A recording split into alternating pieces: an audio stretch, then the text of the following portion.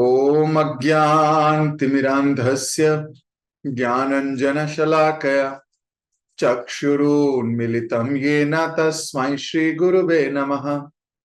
श्रीचैतन्यमनोभीष्टं स्थापितं येन भूतले स्वयं रूप कदा मह्यं ददाति स्वपदान्तिकम्। वन्देऽहं श्रीगुरु श्रेयोतपदकमलं श्रीगुरुन् वैष्णवांश्च श्रीरूपं साग्रजातं सहगण रघुनाथान्वितं तं सजीवं सावधैतं सावधूतं परिजन सहितं कृष्ण चैतन्य देवं श्री राधा कृष्ण पादान सहगण ललिता श्री विशाखान्वितांश्च। हे कृष्ण करुणा सिंधु दीनबंधु जगतपते गोपेश गोपिका कांता राधा कांता नमोस्तुते। तप्त कांचन गौरांगी राधे वृंदावनेश्वरी वृषभानुसुते देवी प्रणमामि हरिप्रिये। वाञ्छाकल्पतरुभ्यश्च कृपा सिन्धुभ्य एव च पतितानां पावनेभ्यो वैष्णवेभ्यो नमो नमः। जय श्री कृष्ण चैतन्य प्रभु नित्यानंद श्री अद्वैत गदाधर शिवासदि गौर भक्त वृंद। हरे कृष्ण कृष्ण कृष्ण हरे हरे हरे राम राम राम हरे हरे। हरे कृष्ण। तो आप सभी भक्तों का स्वागत और आप सभी को मेरा प्रणाम। ग्रंथराज श्रीमद् भागवतम एक ऐसा अमल पुराण, एक ऐसा ग्रंथ जो किसी के भी जीवन से विकार को हटा के उसके जीवन को एक आकार दे सकता है। एक ऐसा ग्रंथ जो हमें मदद कर रहा है अपने आप को अच्छा, लायक और ऐसा बनाने के लिए कि भगवान की कृपा दृष्टि हम पर पड़ सके। एक ऐसा ग्रंथ जो हमें सोचने पे मजबूर कर देता है कि मेरे हृदय में चल क्या रहा है। एक ऐसा ग्रंथ जो हृदय के मल को धोने के लिए प्रयासरत है। कृष्ण और भागवतम में कोई अंतर नहीं। कृष्ण तुल्य भागवतम। तो हम ऐसे ग्रंथ का संग कर रहे हैं, ऐसे ग्रंथ से पढ़ने का प्रयास कर रहे हैं, ऐसे ग्रंथ को हम उस ग्रंथ का उपदेश सुन के अपने जीवन में ढालने का प्रयास कर रहे हैं, जिससे हमारा एक नवचरित्र, नवजीवन और भगवान के धाम जाने का सफर सुगम, अच्छा और मोटिवेटेड रहे। भागवतम नित्य कुछ ऐसा सुना देती है, कुछ ऐसा समझा देती है, कुछ ऐसा दिखा देती है जिससे मजबूर हो जाते हैं अपने विषय में सोचने के लिए कि मेरी कॉन्शियसनेस कहाँ जा रही है। कल नारद जी समझा रहे थे राजा प्राचीन महर्षि को फिर से, और बता रहे थे एक और कहानी, एक और कथा सुना रहे थे हिरण की, कि कैसे वो हिरण हिरणी के साथ, अपने बच्चों के साथ इतना आसक्त हो जाता है, उनकी बातों से प्रभावित हो जाता है, वो जो कहते हैं वही मान लेता है, उनकी इच्छा पूर्ति करने के लिए घर से बाहर निकलता है। और ये हिरण है लेकिन मेहनत गधे की तरह करता है। इंद्र तृप्ति में इसका जीवन बीतता है, अपनी पत्नी और बच्चों की बातें सुनने में इसे आनंद आता है और उनकी बातों से ये प्रभावित हो जाता है, लेकिन भूल जाता है कि उसके समक्ष काल खड़ा है। भूल जाता है कि दिन रात बीतते बीतते उसकी आयु कम होती जा रही है, लेकिन उसे ना तो अपनी कम आयु की परवाह होती है और ना ही यमराज की। उसको कोई परवाह ही नहीं है। वो मस्त मौला जीवन बिताता। नारद जी कल कह रहे थे कि प्लीज समझने का प्रयास करो। रूपाद जी उसके परबट में गृहस्थ आश्रम के विषय में कुछ सुझाव दे रहे थे। रूपाद जी उस गृहस्थ आश्रम की पहली सीढ़ी से आगे तक की सीढ़ियों पे चढ़ाने का प्रयास कर रहे थे। हमें बता रहे थे कि किस प्रकार व्यक्ति विवाह करता है,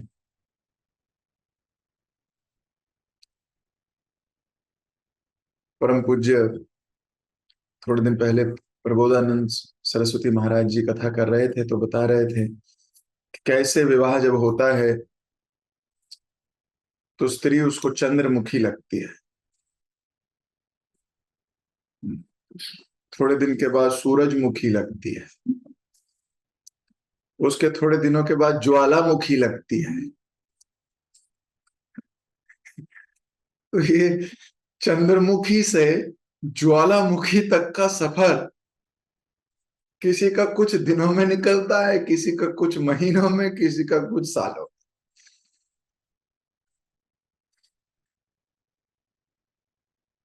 तो विवाह से पहले कोर्टशिप पीरियड में व्यक्ति बोलते हैं, oh my my darling, you are such a sweetheart, when you smile, तुम जब हंसती हो, ओ हो,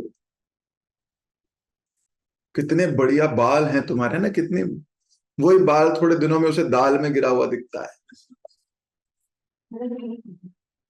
फिर फिर वो गाली देता है, "अरे तुम्हारे बाल तुम संभाल नहीं सकती, खाने में बाल गिराती हो यार, क्या करती हो?" वो बीवी सोचती है थोड़े दिन पहले तो ये मेरे बालों पे मरता था, कहता था क्या बाल हैं तुम्हारे, आज उन्हीं बालों को गाली दे रहा है। आज वो बाल प्रॉब्लम प्रॉब्लम है, दाल में गिर गया तो चंद्रमुखी से सूरजमुखी, सूरजमुखी से ज्वालामुखी का जो सफर है, आप विचार कीजिए ज्वालामुखी, अगर आप माउंट फूजी या आप ऐसे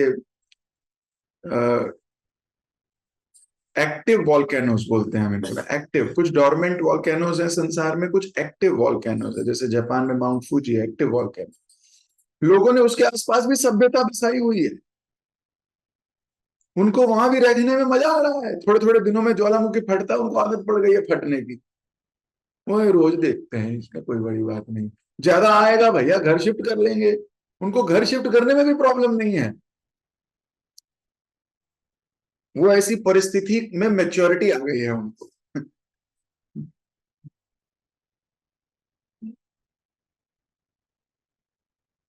कहने का जो तात्पर्य उसे समझिए, व्यक्ति प्रभावित हो जाता है गृहस्थी में इतना कि वो अपनी गृहिणी, अपनी बीवी या अपने बच्चों की बातों में इतना रम जाता है कि वो भूल जाता है कि भगवान भी है, वो भूल जाता है कि हरिनाम भी कुछ है, वो भूल जाता है कि उसके जीवन का उद्देश्य गृहस्थी बनाना नहीं था। ये एक माइलस्टोन है, ये जीवन का अंत नहीं है, this is not success. Successful होने की एक सीढ़ी हो सकता है, एक माइलस्टोन हो सकता है, पर ये एंड नहीं है। और आप संसारी लोगों के बारे में देखिए, वो पूरी जिंदगी अपनी गृहस्थी जमाने, अपनी गृहस्थी बनाने, अपने बच्चों को मेला ले जाने, अपने बच्चों को इधर ले जाने, इसी में उसकी जिंदगी निकल जाती है। सच्ची बात है, उन्हीं की खुशी इसकी खुशी हो जाती है, जबकि इसे ये नहीं पता ये खुद खुशी कर रहा है। लगता क्या है उसको, खुद की खुशी है, बच्चे खुश है मैं भी खुश हूं, बच्चे खुश जी, मैं भी खुश जी, दोनों खुश जी, खुश जी, हम दोनों खुश, जबकि बच्चे खुश हैं इंद्र तृप्ति में, माता पिता खुश हैं उन्हें इंद्र तृप्ति में देखते हुए, जबकि सही मार्ग यह है कि हमें सद्मार्ग की तरफ लेके जाना है। मैं ये नहीं कह रहा कि बच्चों की खुशी का ध्यान नहीं करना चाहिए, गलत पेरेंटिंग या गलत मतलब मत ले लीजिए इससे। बच्चों की भी प्रसन्नता क्या होनी चाहिए उसकी तरफ मोड़ने का प्रयास करना चाहिए। उस प्रयास में उनकी थोड़ी बहुत इंद्रिय तृप्ति करानी चाहिए, करनी चाहिए, नहीं तो लड़ेंगे झगड़ेंगे। इसीलिए गृहस्थों को लिमिटेड सेंस ग्रेटिफिकेशन अलाउड है, लिमिटेड अलाउड है, कोई बुरी बात नहीं है। लेकिन सिर्फ यही उद्देश्य है, बहुत बुरी बात है। सिर्फ यही उद्देश्य है, बहुत बुरी बात है। तो कभी भी नारद जी की बात को झुटलाओ नहीं। प्रभुपाद जी बता रहे थे कि गृहस्थ में आसक्त व्यक्ति कैसे पहचाना जाता है, कैसे पता लगता है। उसको दो चीजें चाहिए, स्वादिष्ट भोजन और काम सुख। बस। आप अगर देखना चाहते हो कि आप गृहस्थी में आसक्त हो, तो प्रभुपाद जी ने परपट में लिखा कि दो बातों पे उसका मेन ऑब्जेक्टिव रहेगा। काम सुख चाहिए उसको और स्वादिष्ट भोजन चाहिए। ये दो चीजें मिल गई हैं, जिस व्यक्ति को वो खुश हो रहा है वो फंसा हुआ व्यक्ति है बहुत बुरी तरह। वो गृहस्थी में आसक्त व्यक्ति है। अब मेरी इस बात को सुन के माताएं खुश ना हो कि आज कल से बेकार भोजन खिलाएंगे इनको। कल से देखो पतिदेव को ऐसा भोजन खिलाएंगे, फिर कहेंगे देखो तुम ज्यादा खुश हो जाते हो, अच्छा स्वादिष्ट भोजन चाहिए रोज तुम्हें, तुम आसक्त हो। नहीं, गृहिणी का धर्म है कि वो अपने तरीके से बेस्ट सर्व करे अपने हस्बैंड को। ये वाइफ का कर्तव्य है। लेकिन अगर कभी ऐसा नहीं भी हो पाए तो पति विचलित ना हो, ये पति का कर्तव्य है। हर वक्त उसको अपनी सेंस ग्रेटिफिकेशन नहीं होनी चाहिए, मुझे ये शायद चाहिए था, यही चाहिए था, एक दिन नहीं बन पाया तो विचलित ना हो। अगर विचलित हो रहे हो तो इसका मतलब आसक्त हो। हमें गृहस्थ बनना है, ग्रह मेदी नहीं। ग्रह मेदी की सेंटर उसका अपना सुख है और गृहस्थ का सेंटर कृष्ण है। और कृष्ण है तो आसपास घर में सब भक्त हैं, तो कभी उनसे त्रुटि हो जाए तो ज्यादा दोष नहीं देखने चाहिए। इट इज ओके कभी कभी। लेकिन शिक्षा प्रदान करने के लिए गृहस्थ को, पति को चाहिए कि अपने परिजनों को सही मार्ग दिखाए, चाहे वो कष्टदायी प्रतीत हो रहा हो। कई बार आसान मार्ग दिखाना चाहता है पिता, आसान मार्ग नहीं दिखाना, सही मार्ग दिखाना है, फिर वो भले ही कष्टदायक हो। कई बार स्त्रियों को भी सही मार्ग दिखाना पड़ता है, और कई बार स्त्रियां पुरुष को सही मार्ग दिखाती हैं। यही मिलजुल के गृहस्थ आश्रम की खूबसूरती है। लेकिन आसक्त व्यक्ति क्या करेगा? वो कहेगा जो तुम कहो ना वही ठीक है। ये भी गड़बड़ है। सही मार्ग। तो एक अच्छी गृहस्थी तभी हो सकती है जब सेंटर में कृष्ण हो। अगर सेंटर में कृष्ण नहीं है और सेंटर में अपनी अपनी इंद्रियां ही हैं, तो लड़ाई झगड़े ही रहेंगे घरों में। हर उस घर में युद्ध होता है जिस घर में कृष्ण सेंटर में नहीं होते। जिस घर में कृष्ण सेंटर में है वहां मतभेद हो सकता है लेकिन युद्ध नहीं हो सकता। पांचों पांडवों के मत अलग अलग हैं। युधिष्ठिर महाराज धर्मराज हैं, अर्जुन युधिष्ठिर महाराज के प्रति शरणागत पूर्णता है। भीम बहुत प्रैक्टिकल है, बोलता है मेरे से नहीं, मेरे को समझ में ही नहीं आता युधिष्ठिर महाराज की बात। अरे जो काम लात से होता है वो बात से क्यों करें। युधिष्ठिर महाराज कहते थे जो कार्य बात से हो जाता है उसके लिए लात क्यों मारें। भीम कहता था जो काम लात से होता है उसके लिए बात क्यों करें, लात मारो फिर समझाओ।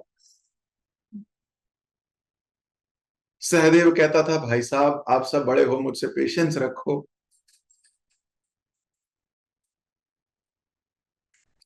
नकुल, वो थोड़ा एस्ट्रोलॉजी में है, वैसे तो सहदेव भी एस्ट्रोलॉजर हैं। वो पूरी गणना निकाल के दे बैठते थे, नहीं ये भी नक्षत्र ये कहते हैं, इसको ऐसे करना है। पांचों भाई अलग अलग हैं। सोचिए एक घर में पांच जीव, पांचों अलग। और फिर माँ है कुंती, वो भी अलग है। वो कहती हैं तुम जो मर्जी करो, कृष्ण जो कहते हैं वही सही है।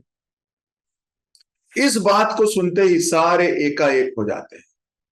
जैसे ही कृष्ण बीच में आ गए, अभी कोई मत नहीं है। भीम कहता है जो वो बोलेंगे वही प्रैक्टिकल है। युधिष्ठिर महाराज बोलते हैं जो इनके मुख से निकला वही धर्म है। अर्जुन तो खैर सखा भी हैं और शिष्य भी। और नकुल सहदेव कहते हैं पेशेंस भगवान कहेंगे तब होगी। वो अपने एस्ट्रोलॉजिकल चार्ट बंद कर देता, बोलते हैं ये लो भैया एस्ट्रोलॉजी, जो कृष्ण कह रहे हैं he is the best astrologer. सोचिए अलग अलग मत के लोग एक साथ रहते हैं, सेंटर में कृष्ण है। इन्होंने बोल दिया फिर ना कोई एस्ट्रोलॉजी देखनी है, ना धर्म देखना है, ना अधर्म देखना है, कुछ नहीं देखना, सेंटर यही है, जो ये बोल रहे हैं वही धर्म है हमारे लिए। सर्वेण धर्मेण परित्याजा माम एकम शरणम व्रजा, बस खत्म। वो कृष्ण की शरण में बच गए। इसे इसे बोलते हैं श्रद्धा, टॉप क्वालिटी श्रद्धा। इमरजेंसी है ना, याद है ई, बस इन्होंने बोल दिया वो प्रायोरिटी है हमारी। तो ये यहां तक पहुंचना बहुत बड़ी बात है। इसे बोलते हैं आइडियल गृहस्थ आश्रम। हम आइडियल गृहस्थ आश्रम किसी भी जीवन, आप शिव जी से सीख सकते हैं। मैं तो कई बार शिव जी को मेडिटेट करता हूं, क्या आइडियल गृहस्थ आश्रम है उनका। घर में जितने सदस्य हैं सब अलग अलग। गृहस्थी सीखनी है तो शिव जी से सीखिए। जरा विचार करते हैं, शिव जी का जो वाहन है कौन है, बैल। बैल शिव जी का वाहन है। और शिव जी की जो वाइफ है उनका वाहन क्या है, शेर। शेर बैल को खाता है। अच्छा छोड़ो, शिव जी के गले में कौन है, गणेश जी का वाहन कौन है, चूहा। और सांप का क्या मित्रता है। अच्छा सांप, कार्तिकेय का वाहन कौन है, मोर। मोर, मोर और सांप। अरे भाई साहब, मैं कई बार सोचता हूं ये अपनी गाड़ियां पार्क कैसे करते होंगे। इनके पार्किंग लॉट में कैसे गाड़ियां पार्क होती होंगी। एक जगह चूहा, चूहे के साथ सांप, सांप के साथ बैल, बैल के साथ शेर। इनके तो मुंह में पानी आता रहता होगा। फिर एक मोर भी बैठा है। मोर सांप को देख के जीभ लपकती होगी, सांप को चूहे को देख के लपकती होगी, शेर को बैल देख के मजा आता होगा। सोचो जरा कितनी पार्किंग समस्या है शिव जी के नाम, शिव जी के घर में। लेकिन फिर भी कितनी अच्छी गृहस्थी चलाते हैं, कोई वैर नहीं है, कोई किसी को नहीं मारता। अच्छा लीडर है। एक गृहस्थ, अलग अलग भिन्न भिन्न तरीके के लोग हैं घर में। कोई चूहे जैसा है, कोई सांप जैसा है, कोई शेर जैसा, और कोई बेचारा गाय जैसा है। पर सेंटर में कृष्ण है। तो सब जी लेते हैं साथ में। सेंटर में अगर कृष्ण नहीं है, शिव जी के सेंटर में कौन है? कृष्ण।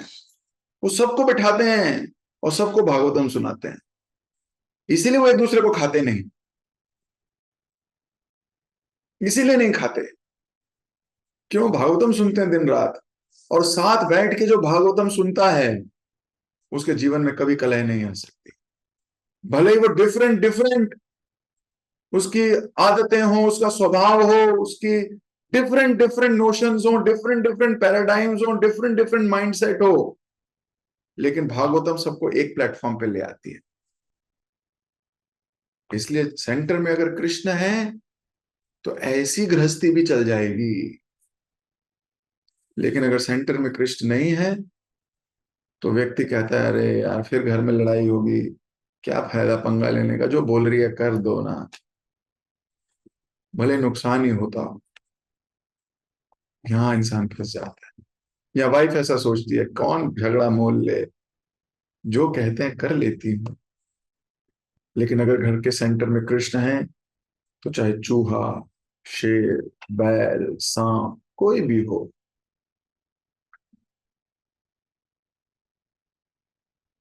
हमें बहुत शिक्षा लेनी चाहिए, शिक्षा लेनी चाहिए। आध्यात्मिक जीवन बहुत अलग है, भौतिकता बहुत अलग है।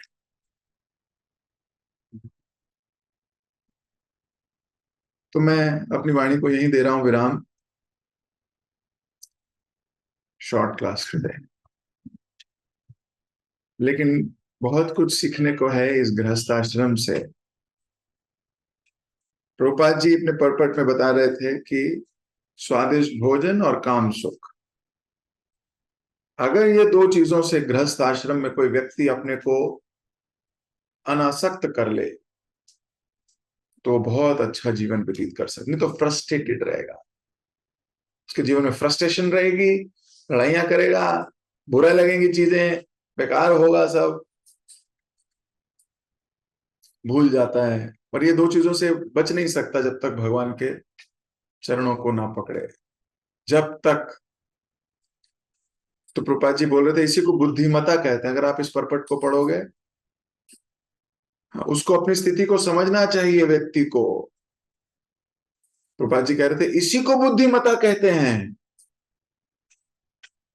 जो अपनी जीव के स्वाद को पूरा करने तथा पत्नी के साथ संभोग करने में नहीं फंसे रहना चाहिए हमें। ऐसा वो लिख रहे थे प्रभुपाद। मैं दिखा देता हूं आपको, ताकि रीडिंग का भी फल मिले हमें। हियरिंग का तो मिल ही रहा है, रीडिंग का भी फल मिले। मनुष्य को अपने परिवार या संसारिक जीवन में अपनी स्थिति को समझना चाहिए, इसी को बुद्धिमता कहते हैं। उसे अपनी जीव के स्वाद को पूरा करने तथा पत्नी के साथ संभोग करने में ही नहीं फंसे रहना चाहिए। ऐसा करने पर मनुष्य अपने जीवन को व्यर्थ गवाता है। अब कई इतने आसक्त लोग हैं, गवाएंगे अपने जीवन को। वैदिक सभ्यता के अनुसार मनुष्य को एक अवस्था विशेष में परिवार को त्यागना ही पड़ता है। यदि आवश्यक हुआ तो उसे बल का भी प्रयोग करना पड़ता है। तो आध्यात्मिक बल चाहिए इसको छोड़ने के लिए, नॉर्मल बल से नहीं होगा, आध्यात्मिक बल चाहिए। तो भगवान से यही प्रार्थना करनी चाहिए कि हमें आध्यात्मिक बल मिले। हम इस संसार में तो रहें पर संसार की चीजों में फंसे नहीं, फंसना नहीं है।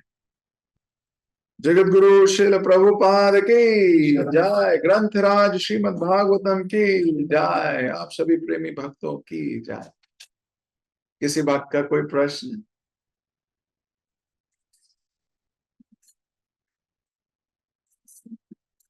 आज की क्लास से कुछ डाइजेस्ट ना हुआ हो, या कोई विश्लेषण करना चाहते हो, या ओके कोई नहीं।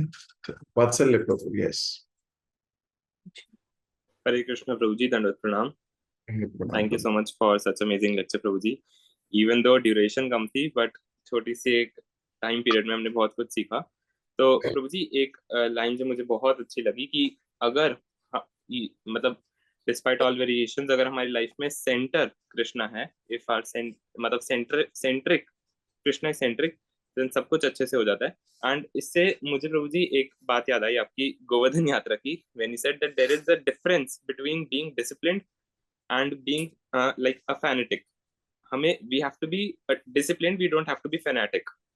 तो मुझे प्रभु जी ये जानना था कि हाउ टू डिफरेंस, कि मैं डिसिप्लिन्ड हूँ या फिर फैनेटिक हूँ, कि कर्म कांड में ना फंस जाऊं, मतलब how to differentiate and how to get back on track. देखो, कई बार लोग अपनी प्रतिज्ञाओं से, अपनी आदतों से, या अपने यश से, कि मैं अपने शब्द का ऊपर बिल्कुल टिका रहता हूं, आसक्त हो जाते हैं, फेनेटिसिज्म में आ जाते हैं। वो उसको कभी नहीं त्यागते। फिर बोलते नहीं, ये मेरा प्रण है, मैंने प्रण लिया हुआ है, दिस इज माई डिसिप्लिन। फिर भले उनके गुरु भी कुछ कहें, वो बोलते हैं यार हमसे, हमने यार भैया, हमने वाव लिया हुआ है। ये फेनेटिसिज्म है। When you don't understand why you are doing to please your spiritual master. You are going to please Krishna. जैसे हम कथा सुनते हैं उस राजा की जो हमेशा सच बोलता था। वो कहा मैंने प्रतिज्ञा करी है कि मैं सच बोलूंगा हमेशा। तो एक दिन एक गाय को काटने के लिए कुछ कसाई गाय के पीछे भाग रहे थे। वो गाय जाके कुटिया के पीछे छिप गई। इससे पूछते हैं, आपने किसी गाय को देखा? हाथ में खंजर हैं, तलवारें हैं, इसको पता है कसाई हैं। अब अगर बता देगा कि गाय वहां छुपी है तो ये काट देंगे, मार देंगे। और अगर नहीं बताएगा कि मुझे नहीं पता तो झूठ बोल देगा, झूठ बोलने का फल मिलेगा इसको। पर ही वॉज फेनेटिक। उसने क्या किया? उसने बोला वहां छुपी है गाय, एटलीस्ट आई एम, मैंने अपनी प्रतिज्ञा, मैं सच सच बोलता हूं, मैं, या मैंने सच बोला, एटलीस्ट मुझे संतुष्टि है, मैंने सच बोला। ऐसे मूर्ख जीव को नरक जाना पड़ा। ये फेनेटिसिज्म है। क्यों बोलना है? अरे उस वक्त झूठ की आवश्यकता थी। उस वक्त बड़े चीज को, बड़े प्रिंसिपल को बचाने के लिए छोटे प्रिंसिपल तोड़ने चाहिए। आप अपने गुरु को प्रसन्न नहीं कर सकते और दृढ़ता से चीजें कर रहे हो, कोई मूल्य नहीं होगा। ये अभी नहीं समझ आएगी, अंत में समझ आएगी। हमारे हर एक्टिविटी के पीछे गुरु कृष्ण, गुरु परंपरा की प्रसन्नता है। मान लीजिए गुरु ने कुछ सेवा दी कि प्रभु जी आप ऐसा कर सकते हैं क्या? प्रभु जी अभी ना मेरी आरती का समय हो रहा है, अभी मैं नहीं कर पाऊंगा,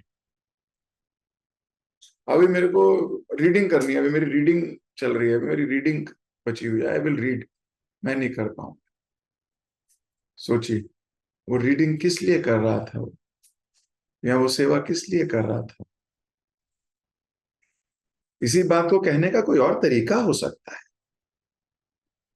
इसी बात को कहने का तरीका हो सकता है कि हे गुरुदेव, मैं अभी मेरी ये वाली सेवा आप दे रहे हो, मैं यही करना चाहता हूं, लेकिन ये भी सेवा बची हुई है, आप मुझे आज्ञा दीजिए, मुझे इन दोनों में से किसे चुनना चाहिए?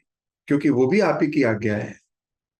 आपकी आज्ञा है मुझे आरती करनी है, आपकी आज्ञा है मुझे ये सेवा करनी है, ये दोनों बची हुई हैं। अभी आप ही मुझे आज्ञा दीजिए, मुझे इन दोनों में से क्या करना चाहिए? अब वो जो कहे फिर वो करो। पर जो फिनेटिक डिवोटी होगा वो क्या करेगा? अरे मेरे अभी सेवा का, अभी मेरे रीडिंग का समय है, अभी मैं कुछ नहीं करूंगा, प्रभु जी देखो, सॉरी प्रभु जी, अभी मैं कुछ नहीं कर सकता। He is phonetic. वो अपने इंद्रियों को ये बल देना चाहता है कि I am perfect. This word is perfectly imperfect. The day we understand this, why are we doing, हम व्हाई भूल जाते हैं। इसीलिए मैंने कहा था फेनेटिसिज्म में और डिसिप्लिन में अंतर ये है, जब हमें पता लगता है, जैसे स्पिरिचुअल और रिचुअल दोनों में क्या अंतर है? स्पिरिट का ही अंतर है। Ritual is mechanical doing of the same thing again and again. Spiritual is you're doing it with a vision. You know the cause, you know the reason, you know why you are doing it. there is a spirit behind it, then the same ritual might become spiritual. पर हमें अगर मान लो fanaticism हो, नहीं मुझे बहुत अच्छा लगता है जी, अरे आपको अच्छा लगता है, क्या आपको वो अच्छा नहीं लगता जो भगवान को अच्छा लगता है? तो हमें फैनेटिसिज्म नहीं रखना चाहिए, ठीक है? There should not be fanatic attachment also. We should know clearly why. ठीक है? Do you understand? Jai. Hare Krishna. Any other question? Okay. Hare Krishna. हरे कृष्ण प्रभु जी, धन्यवाद, प्रणाम। Thank you so much for this wonderful lecture. और आज का lecture हमारे upkeep आपने continue करा लास्ट वाला श्लोक जो हमने लास्ट क्लास में पढ़ा था, but it delineated so many things which we can learn to how to upkeep our nature, our grihastha life. तो आपने बताया कि नारद जी बता रहे हैं बहुत इंपॉर्टेंट चीज कि गृहस्थ और गृह मेधि में कैसे डिफ्रेंशिएट करें और आसक्ति को कैसे हटा के कृष्ण के प्रति आसक्त होके भौतिक चीजों से अपनी आसक्ति हटाएं। तो आपने बताया था कि यदि कोई जानना चाहता है, श्रीमद् भागवतम में प्रभुपाद लिख रहे हैं, यदि हम जानना चाहते हैं कोई गृहस्थी में लिप्त है तो दो चीजों से हमें पता चलेगा। पहला कि वो काम सुख में बहुत ज्यादा लिप्त होगा और दूसरा स्वादिष्ट भोजन पाने में बहुत पीछे होगा। तो हमें ये चीज अपने ऊपर भी मेंटेन करके मुझे चेक रखना चाहिए कि इन दोनों कैटेगरी से अपने आप को बचा के रखें। एंड आपने बताया कि being a house holder, being a गृहस्थ, नॉट अ गृह मेधी, मीन्स के हम सही मार्ग दिखाएं। आसान या फिर जो मार्ग अच्छा लग रहा है वो ना बता के जो सही मार्ग है, जो शास्त्र अनुमोदित है, जो गुरु की आज्ञा के द्वारा गाइड करा गया है, उस मार्ग पे खुद भी चले और जो हम पे डिपेंडेंट है, जैसा आपने लास्ट क्लास में बताया था, गुरु न शिष्यात पिता न शिष्यात। तो उस तरीके से हमें, अगर हम ये रिस्पॉन्सिबिलिटी ले सकते हैं कि जो हमारे ऊपर डिपेंडेंट है उनको सही मार्ग पर चला सकते हैं, तभी हमें वो पोजीशन एक्सेप्ट करनी चाहिए। एंड आपने ये भी बताया कि लेकिन जो आसक्त व्यक्ति होगा, जो अपने फैमिली में, अपने बच्चों में, अपनी पत्नी में इतना आसक्त होगा, तो फिर वो सही मार्ग को इतने बल से नहीं बता पाएगा क्योंकि वो दुर्बल हो जाएगा आसक्ति के कारण। वो चाहेगा कि इनको कंफर्ट रहे, इनको अच्छा लगता रहे, इनको अच्छा लगता रहे। तो वैसे आसक्ति नहीं रखनी है। एंड आपने लास्ट में सॉल्यूशन बताया कि आसक्ति तब खत्म होगी जब हम कृष्ण को अपना सेंटर बना लेंगे लाइफ का। तो प्रभु जी, ये बात मुझे बहुत अच्छी लगती है, जो वैष्णव रिलेशंस होते हैं ये डेवलप होते हैं कृष्ण के अराउंड, कि कृष्ण सेंटर में होता है तो युद्ध नहीं होगा कभी भी। मतभेद हो सकते हैं क्योंकि हम सब अलग अलग बैकग्राउंड से एक साथ आए हैं, प्रवृत्ति अलग अलग है, स्वभाव अलग अलग है, तो हमारे नोशंस डिफर कर सकते हैं, बट अल्टीमेटली युद्ध नहीं होता। हम रिकनसाइल कर लेते हैं, दोनों पक्ष अपने आप को हम्बल करेंगे और जाके कृष्ण के चरणों पर मिल जाएंगे। तो ये चीज मुझे बहुत अच्छी लगती है। और कुछ कुछ जो वैष्णव संबंध होते हैं उनमें एक्सपीरियंस भी करा है कि बाकी भौतिक जगत में देखे तो डर रहता है कि इनको हमने अपना, ये मेरा नोशन थोड़ा अलग है, मेरा जो थिंकिंग प्रोसेस है वो थोड़ा अलग है, मैं इनको मेंशन करूंगा तो इनको बुरा ना लग जाए या फिर हम दूर ना हो जाए। और होता भी है कि यदि दो लोगों के बीच में मतभेद होता है भौतिक जगत में तो ultimately they are parted apart, वो बिल्कुल अलग हो जाते हैं।